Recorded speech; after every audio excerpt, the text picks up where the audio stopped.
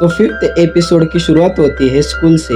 ओकारुन सोचता है कि क्या उसे मोमो से बात करनी चाहिए। अब उसका मोमो से काम खत्म हो गया है तो अब उसे मोमो से बात करनी चाहिए। पर हम देखते हैं कि स्कूल के बाहर मोमो ओकारुन का इंतजार करती है और खुद ओकारुन से जाकर बात करती है, जिससे ओकारुन को लगता है कि मोमो उसे अब भी दोस्त मानती है और वो काफी खुश हो जाता है। फिर वो दोनों अपने अपने क्लास में चले जाते हैं। ओकारुन क्लास में मोमो के बारे में सोच रहा होता है, तभी उसके क्लास के बच्चे उसे बॉल मारकर सताने लगते हैं। उधर हम देखते हैं कि मोमो भी ओकारुन के बारे में ही सोचती है। मोमो ओकारुन से एलियंस के बारे में बात करना चाहती है और ओकारुन को भी मोमो से भूतों के बारे में बात करनी है। फिर वो दोनों क्लास खत्म होने के बाद एक दूसरे के क्लास में जाते हैं पर वो नहीं मिलते। वो दोनों सामने से गुजरते हैं लेकिन एक दूसरे को भीड़ के कारण नहीं देख पाते। फिर वो एक दूसरे को पूरे स्कूल में ढूंढते हैं। ढूंढते ढूंढते वो एक दूसरे से टकरा जाते हैं, जिससे उन दोनों में कुछ सेकंड के लिए किस हो जाता है। फिर मोमो बोलती है कि आखिर मैंने तुम्हें ढूंढ ही लिया।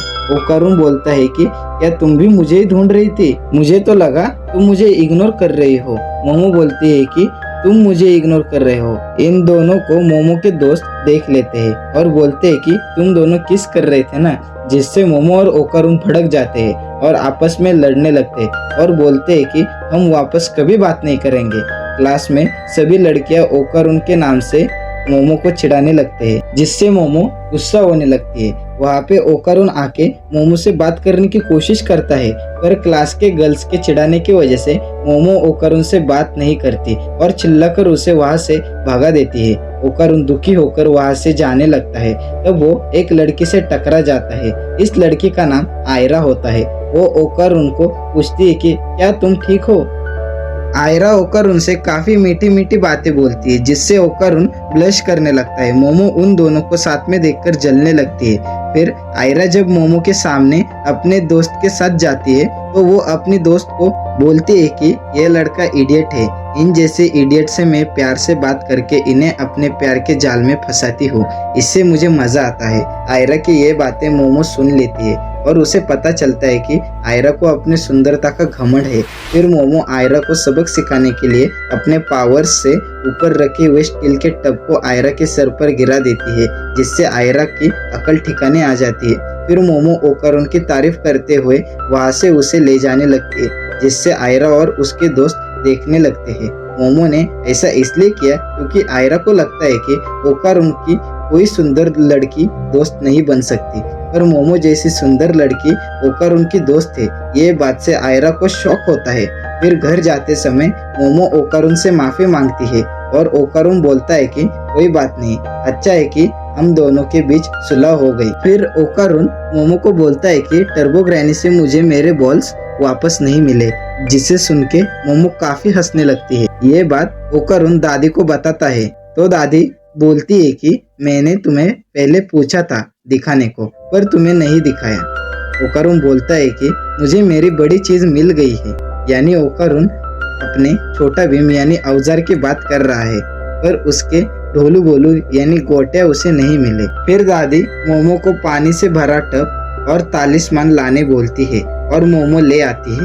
फिर दादी बोलती है कि ओकारुन को पानी में पैर रखने को। दादी तालिस्मान एक छोटे व्हाइट कैट टॉय के सामने रखती है और 2-3 बार ओकारुन को मारने लगती है और मोमो से पूछती है कि जब मैं ओकारुन को मार रही थी तब तुमने कुछ नोटिस किया? मोमो बोलती है कि मैंने नोटिस किया कि ओकारुन का ऑरा कुछ समय के लिए बदल गया था। तो दादी बोलती है कि अब मैं जब वापस ओकारुन को मारूंगी तब तुम उस दूसरी ओरा को बाहर निकाल लेना। तो मोमो ऐसा ही करती है और उस ओरा को पकड़ लेती है, पर वो ओरा मोमो के हाथ से छूट जाता है। तब हम देखते हैं कि वो ओरा सामने रखे हुए छोटे से कैट टॉय में चला जाता है, जिससे वो टॉय कैट भी हिलने लगता है। दादी उस कैट को पकड़ने लगती है तो वो कैट भागकर एक रूम में छुप जाता है, पर मोमो अपने पावर से उसे पकड़ लेती है। तब दादी बोलती है कि यह टर्बो ग्रैनी है। ये सुन के मोमो और ओकारुन शॉक हो जाते हैं। टर्बो ग्रैनी बोलती है कि जब मैं ब्लास्ट हुई थी तब मैं अपने एस्ट्रल फॉर्म में कन्वर्ट हो गई थी और चुपके से मैंने ओकारुन को पजेस कर लिया। मैं इसके बॉडी में तब तक रहने वाली थी जब तक स्पिरिचुअल पावर्स नहीं मिल जाते। ओकारुन टर्बो ग्रैनी को बॉल वापस करने बोलता है। तो टर्बो ग्रैनी काफ़ी एटीट्यूड दिखाती है और बार बार मुझे छोड़ने की बात करती है। टर्बो ग्रैनी बोलती है कि अगर वो मारी गई तो ओकारून के बॉल उसे कभी नहीं मिलेंगे। ओकारून को मोमो और दादी को मारना होगा, तब वो उसे उसके बॉल देगी। ये बात से ओकारून काफी गुस्सा हो जाता है। फिर हम देखते हैं कि ओकारून ट्रांसफॉर्म हो जाता है। मोमो बोलती है कि टर्बो ग्रैनी का स्पिरिट तो कैट टॉय के अंदर है, तो तुम कैसे ट्रांसफॉर्म हुए? तो दादी बोलती है कि टर्बो ग्रैनी की स्पिरिट ओकारून से कुछ ज्यादा ही चिपकी हुई है, इसलिए जब फैन से ओकारून को मारा था उसके अंदर से टर्बो ग्रैनी का सिर्फ कॉन्शियसनेस ही बाहर आया था। इसका मतलब ओकारून के अंदर अब भी टर्बो ग्रैनी की स्पिरिट है, बस उसकी कॉन्शियसनेस उस डॉल के अंदर है। इसका मतलब बिना कॉन्शियसनेस के टर्बो ग्रैनी अपने पावर्स को इस्तेमाल नहीं कर सकती और वो उस डॉल के अंदर कैद हो गई है। अब दादी ही टर्बो ग्रैनी के पावर्स उसे वापस दे सकती है, जिससे टर्बो ग्रैनी काफी डर जाती है और माफी मांगने लगती है।